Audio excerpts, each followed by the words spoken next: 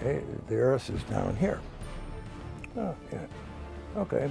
So I get back and do some more things. And I had another rest period. And so this time I took one foot out and did a little agility. And I looked, uh-oh, the Earth's not there. Oh, there it is up there. To be in the spacesuit outside and to look out in any direction was pretty neat. It's humans out there. It's humans out here. It's humans on the frontier. When I opened the hatch, I mean, I had the whole universe in front of me. It was spectacular. Then you sort of poke your head out, flip around, and you take a look around, and you know, it's really a holy moly kind of moment. That was when I first learned, I think, the definition of what it truly is to be alone. Being in space, being in Earth orbit, floating is truly a magical experience. It means an exciting day. It means it's a day that it's going to be a lot of work, but very rewarding work. NASA's astronauts and their international partners suit up for modern spacewalks with training and experience. Humans suited up, leaving the vehicle and going out on spacewalks. Exploring, you know, going beyond and always going into a situation we've never been to before, to fix something, say a space station, to deploy an experiment, or longer term, I think of spacewalking on Mars. So spend a lot of time thinking about how humans are going to explore Mars, suited with some pretty new, cool technology. When floating out in the void of space, they are standing on the shoulders of giants, making new discoveries by building on a prestigious legacy. Why did the Russians put Sputnik up? Why didn't the U.S. do that? We were shooken up by Sputnik, and we marshaled our resources and put together a winning program. One of the things that drove us into human spaceflight was the fear when Sputnik went overhead in 1957, and people began to realize that there was another nation in the world that had the capability of putting something into space that could actually pass over the United States. That's not a good way to do a sustainable program, is through fear. Clearly our motivation was a race. It was to beat the Soviets, and we had to do that for international prestige. And so that set us on a sprint to the moon. We will get to the moon within the decade, and we did. But it didn't set us up for a long-term exploration program in space. Way back when we called it terrible 60s, when the country was awash in campus unrest, civil strife, beginning of a very unpopular war. The Soviets literally owned space at that point in time. Yuri Gagarin back in early 1961 made one orbit around the Earth. Alan Shepard became the hero that this country needed. America's initial and successfully crewed space missions, known as Project Mercury, were followed by Project Gemini, the proving ground that would lead to the Apollo missions and the landing on the moon. On the Soviet side, cosmonauts and engineers were doing similar work to extend spaceflight duration, improve rendezvous techniques, and to develop the capability to leave the spacecraft, in what was dubbed by NASA as an extravehicular activity, or EVA. In order for us to conquer the space, we need to learn how to operate outside of the space vehicle. The first successful egress from a spacecraft while in orbit was achieved by cosmonaut Alexey Leonov on March 18, 1965, making him the first person to complete an EVA, or spacewalk.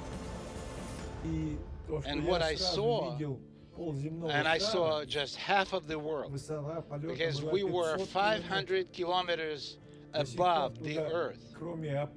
And nobody, even up until now, nobody is flying that high. Alexei's, task was to get out and get back in. And he had basically, as best I understand it, a fabric tunnel after he got out of an airlock, and he was literally out there in a vacuum of space.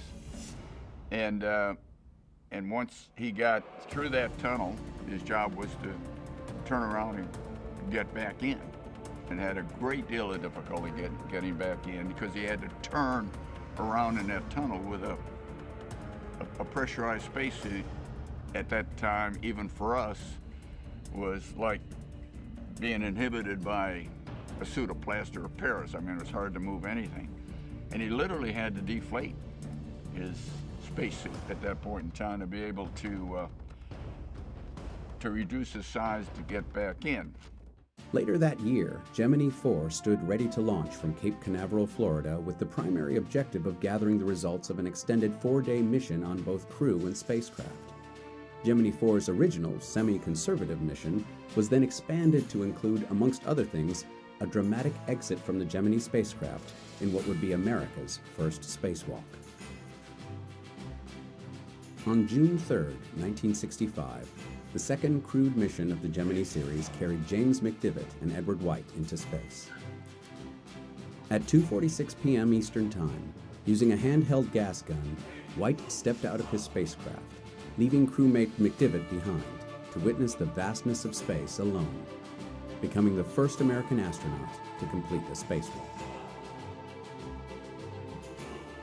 It's very easy to maneuver with the gun. The only problem I have is I haven't got enough fuel. The only thing I wish is I had more. This is the greatest experience. It's just tremendous. We had Ed White's magnificent 20-minute, quote, walk in space. I don't think you'll ever get any better film. It was space euphoria, I think, from everyone from Ed and Jim McDivitt to everyone on the ground, and mission control everybody. I mean, it was spectacular. He had a little gun, he could control his body, he could move where he wanted to go. It set us up. As time progressed, the Gemini program continued to refine and extend EVA procedures as more astronauts followed with tethered spacewalks in Earth's orbit. Well, you know the difficulties that we had in the Gemini program doing spacewalks because the state of the art needs to improve. But you saw the difficulties there when you jump out and you try to get something done. Well, you haven't practiced in the free fall zero-G condition. And so it's Newton's second law. You push on something, it moves your body instead of getting the work done. And so that whole business, you see, we just evolved and we grew since Leonov and Gemini on. Americans like Gene Cernan, Michael Collins, Richard Gordon, and Buzz Aldrin continued the competition with the Soviets. In the Gemini days, when they were trying to do the first spacewalks from a capsule, the first EVAs, the first spacewalks, were not very productive. The crew members got outside, they didn't have anything to hold on to, they kind of flailed around, they couldn't do fairly simple tasks. And they learned from that they had to have a better way to train, and they started to use water tanks at that time. Every progressive EVA had different little hang-ups, frustration, overpowering, getting overheated. Next came the Apollo program, with one of its lofty goals to land Americans on the surface of the moon and then return them safely to Earth. We're going to the moon. I mean, hey, we're going to the moon. The Gemini suit, you could pretty much compare it to what the launch entry suit was like. You know, it was not custom made, but you could, you know, the link net stuff could be configured so that you did have a certain mobility in the arms and at the knees. The difference being the Apollo suits were all custom made for each crew member. 3, 2, 1, 0. All engine running. Liftoff. We have a liftoff. 32 minutes past the hour.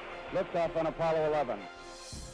The first steps on the lunar surface were performed by Neil Armstrong and Buzz Aldrin. It was July 21st, 1969, and the world irrevocably changed with the steps of men very far away from the Earth. That's one small step for man, one giant leap for mankind. I do remember the first landing on the moon, Apollo 11. I remember I was, I guess, in high school and staying up and watching that and going out and looking at the moon and just marveling about there are people up there. I think we were all captivated when Neil Armstrong did the ultimate spacewalk, which was to actually go out of his vehicle and end up walking on the surface of another body in our solar system. You have a mass with the backpack and the body and everything else.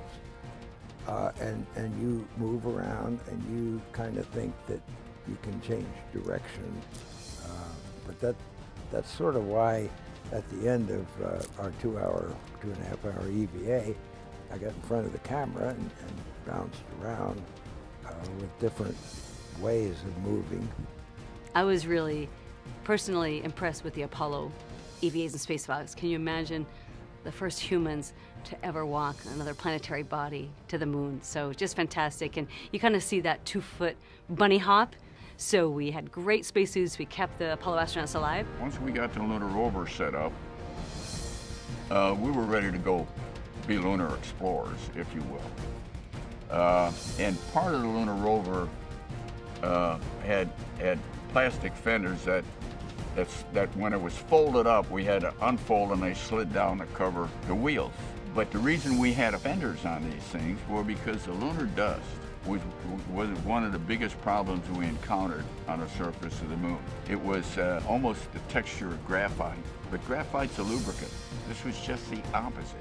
It would get in and on everything. So I was walking, doing some work around the lunar rover, and I put my rock hammer in my pocket with the handle sticking out, and I caught it under one of those extensions of the fender and boom, blew it off. The dust would have come right over the top and immersed us in all this dust, so we had to figure out a way. We took 4 lunar geology maps, and taped them together and took a couple light clamps and clamped them, and it did the job. And what do we tape them with? Duct tape. We went from there into the Skylab program, and we went to the A7LB at that time. So Apollo, you know, so we're on the surface with an A7L spacesuit, and we do have a 6 of a gravity, and we do have the life support system on the back, which is taking care of all our physiology, the cooling, the oxygen, removing the carbon dioxide, and all the rest of that. In the Skylab program, we were on an umbilical. The umbilical provided all of the physiology, if you will. The umbilical between the spacewalker and the Skylab space station provided all the life support. When we went into the shuttle program, we went back to riding a backpack. But the big difference between the shuttle and Apollo was that we integrated the backpack with the suit itself. So Apollo was you wear the backpack there and you bring the hoses around and connect them. In the shuttle program, we integrated the hard upper torso and the life support system. But importantly to us then was we did away with the zipper. Now the zipper worked, and I had taken a zipper to a vacuum many times. The zipper starts here, and it rolls around and it rolls up the back, and the zipper is maybe 3 feet long, and it is a zipper. And a zipper is the only thing between you and eternity. Spacewalking has actually saved some of our programs. So we can look at Skylab, which Skylab, the habitat was getting very, very hot, and the astronauts had to go outside in their spacesuits, perform the extravehicular activity, and they literally saved Skylab. Without EVA, Skylab would have not been habitable. You know, they had to deploy the solar array, they had to deploy the thermal canopy over the damaged area. So EVA saved that mission completely. Another great example from the Gamma Ray Observatory mission. Jerry Ross and Jay Apt went out and literally got an antenna deployed, and it saved, you know, a major observatory. So really important interaction when humans are suited and kind of saving very large missions. My first job in the astronaut office after my initial training program was completed was to start working on EVAs, or spacewalks, and the equipment. And in fact, we worked with the early crews to design what their spacewalks would be like. STS-5 was the first planned spacewalk, and they had equipment malfunctions which prohibited them from going outside. And then STS-6 was the first one where we actually conducted some spacewalks. So I worked with those crews, helping them to figure out what tools we had available to them that they could test out and operate in the vacuum of space out in the payload bay of the orbiter. And then we progressed from there. The suit was not a brand new suit anymore.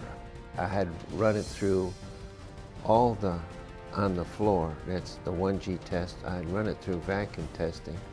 I had run it through certification where the number of cycles you put on all the joints. I've been in the water with it, so it was a friend. From that, then we started to develop things like the manned maneuvering unit, the little rocket backpack that we demonstrated on several flights and used in some cases. In dramatic fashion, doing the first fully untethered spacewalk, Bruce McCandless zoomed about in the manned maneuvering unit. This equipment test would lead to the retrieval of stranded satellites on subsequent missions years later.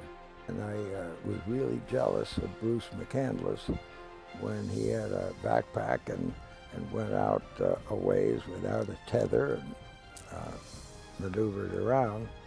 Over the following years, extravehicular activity became one of the space traveler's most exciting and necessary tools in his or her tool belt. It was July 17, 1984, as cosmonaut Svetlana Savitskaya broke the proverbial glass ceiling and became the first woman to walk in space. Catherine Sullivan followed shortly after on October 11th, becoming the first female American astronaut to perform a spacewalk. This is the first chance I had to stick my head out the hatch on our EVA on day 7. As time progressed, so did the need for advanced technology and utilities. Complicated missions and space program-saving maneuvers are the essence of NASA's extravehicular activity. There was one time when I was on the end of the mechanical arm, it was on the Hubble mission, and I was being moved from one place to another, and you really have no sensation of movement when you're on that arm. It's just so smooth. There's no drag of the water pulling you back, and so you don't really know you're moving. And I was working on the tools, I was putting the sockets on for the next, whatever task I had to do next. And the guys stopped and they said, you have to look at this, you just have to stop and look. And so I stopped and looked, and we were over the Gulf of Mexico. We could see the entire of North America, and we could see Aurora up over Canada. And it was just an amazing view. We started to develop little power tools. We developed more wrenches and other kinds of tools that we could use for other types of failures that we identified in the payload bay door mechanisms to remove debris or to disconnect things should they not function properly. From the Apollo program's deep space missions around and to the moon, to the U.S. Skylab, Shuttle, and International Space Station programs, spacewalkers have suited up. On board the spacecraft, you've got today 2 spacewalk crew members who go out, work cooperatively together. They become brother and sister, brother and brother, sister and sister. They learn how to work as a very coherent team. They actually understand each other's moves. They know where they're supposed to be. You've got nowadays a robotic operator who's generally moving at least one of the crew members around on a robotic arm. You've got the IV crew member, the intravehicular crew member, who is, for all intents and purposes, the choreographer, has the whole mission kind of committed to memory, knows when somebody's out of position, knows when somebody's about to get too far away where they can be safely tethered. Back on Earth, in the Mission Control Center, you have the primary person on console, that is the EV or the extravehicular controller. In the back room, they probably have anywhere from 25 to 100 people who are looking at data from each of the spacewalking astronauts. They're looking at data from the spacewalk that's actually going on. And then somewhere in the world, like at a place that built the spacesuit, or somebody that designed the procedure that's being done, whether it's in Denver, Colorado, or Connecticut, they're also looking on, and they have their own data that they're evaluating, and getting all that back into mission control in Houston, telling the flight control team, okay, we see this developing or we see this happening, you need to let the crew know. So probably thousands of people supporting the development of the types of spacewalks that we're going to do, and then hundreds actually involved in the spacewalk on that particular day. It was part of our training to make sure that, even though you might be nervous, try not to show them that you're nervous. Everything had to be laid out perfectly, from the start, you had your checklist. It was all laid out properly, which pocket every pin went in, even down to where the pocket they wanted their their sandwich put in. It has been the astronauts' mantra to train, test, and succeed. One of the things that astronauts learn to do to look at a situation and don't panic about anything, you'll make it worse, but think carefully, did you do something wrong, and then fix it. Well, the astronaut prayer, which is, please God, don't let me screw this up, that's the first thing. I think the biggest fear that I had, and maybe many astronauts as well, is not that I was going to get hurt, it's that I was going to mess up. Because everybody's watching, you have such a limited time out there to get done what needs to be done, and you really, really don't want to make a mistake. It was cold, so that was a little surprise, but we should have anticipated cold, but it turns out at that point we had only done hot spacewalks. Until STS-6, they had all been warm. The STS-125 crew, which was the final Hubble servicing mission, that almost none of us thought they would be able to successfully complete 5 back-to-back-to-back-to-back-to-back EVAs and do all that they were supposed to do.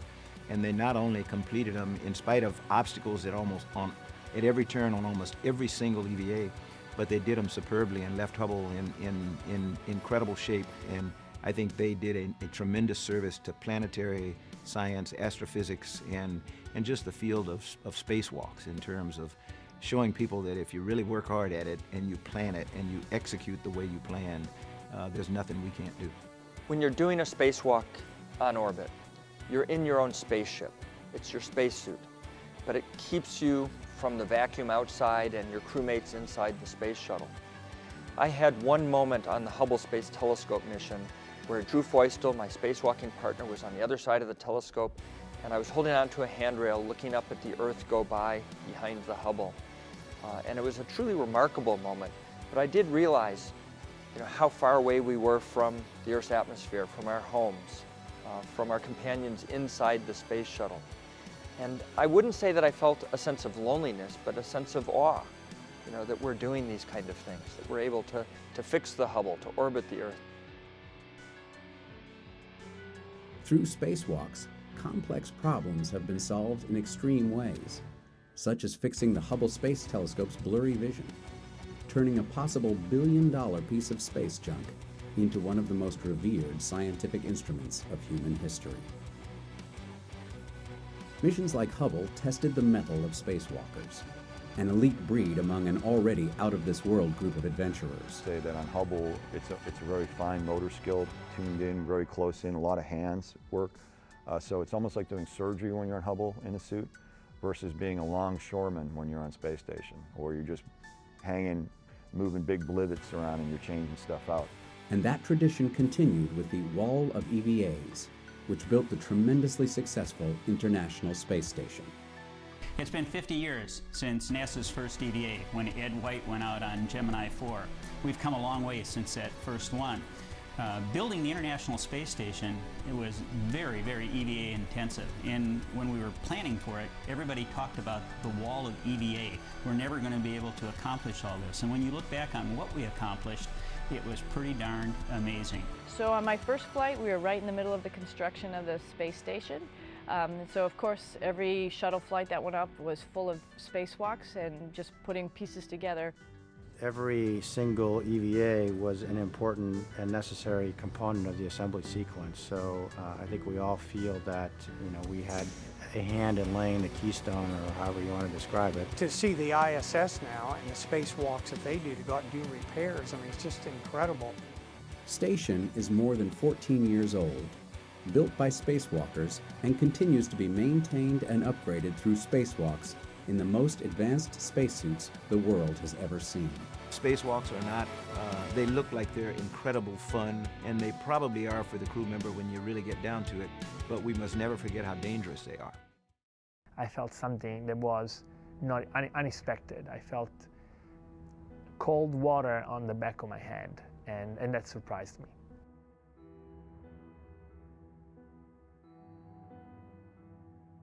I contacted the ground, which is the first thing you would do when something that you're not expecting comes up. So I asked Houston for advice. I said, I feel water in my helmet, but what it feels like a lot of water.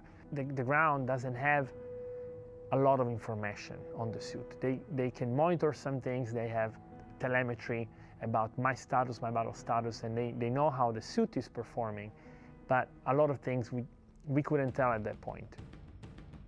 Is the water increasing in my helmet, in the back of my helmet? I couldn't tell.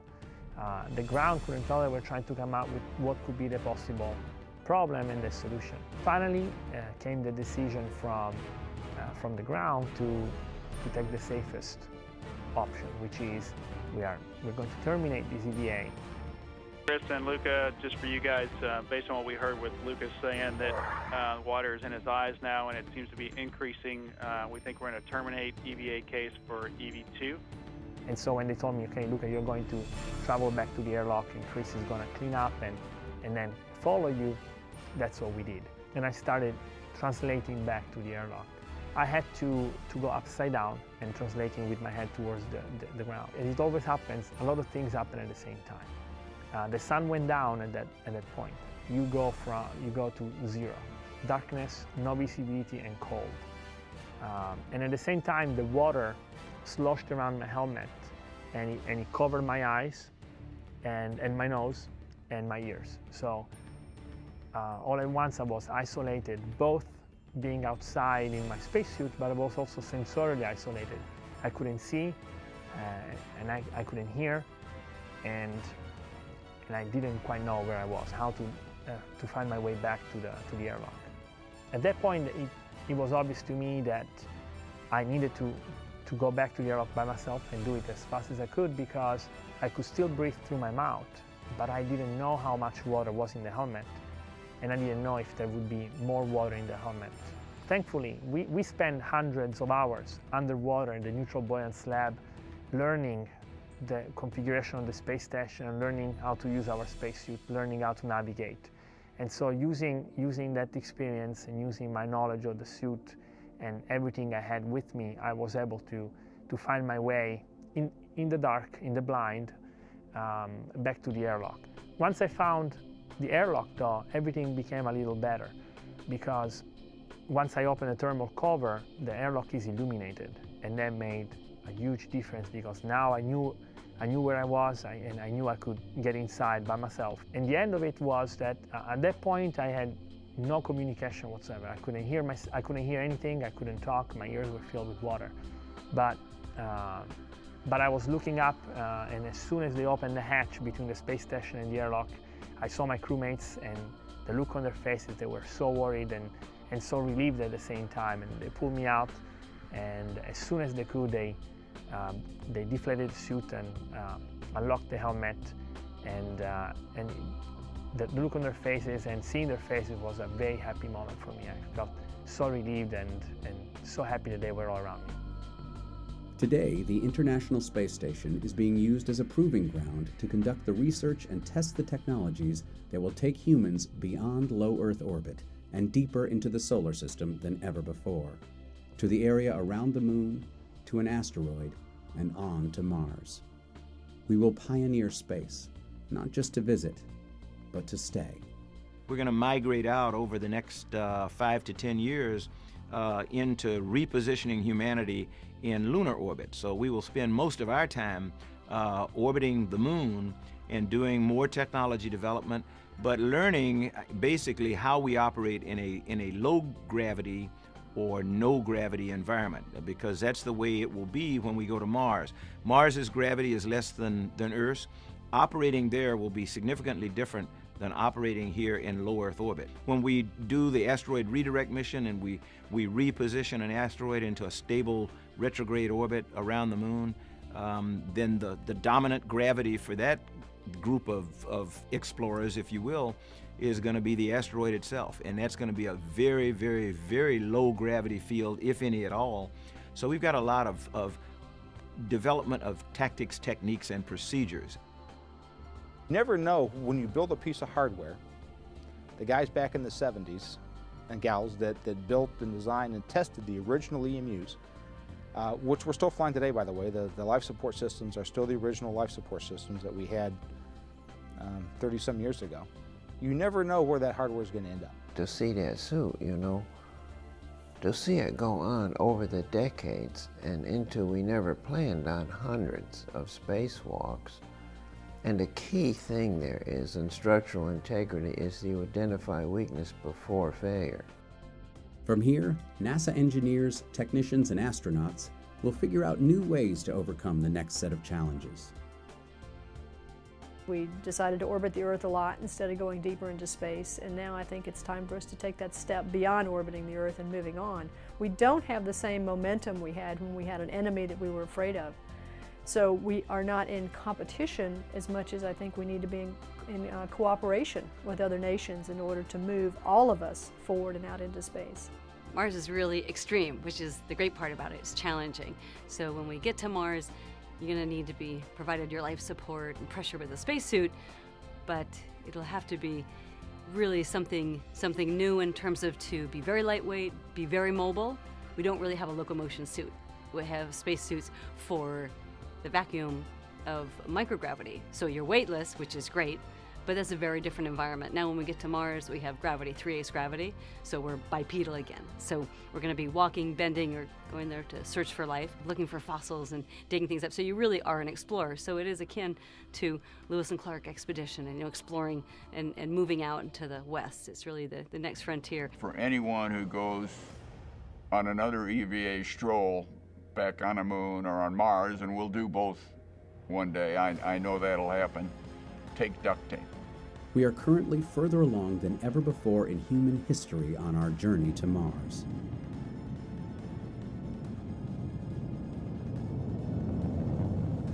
American engineers and scientists around the country are working hard to develop the technologies, including new spacesuits, that astronauts will use to one day live and work on the Red Planet. Next stop, Mars.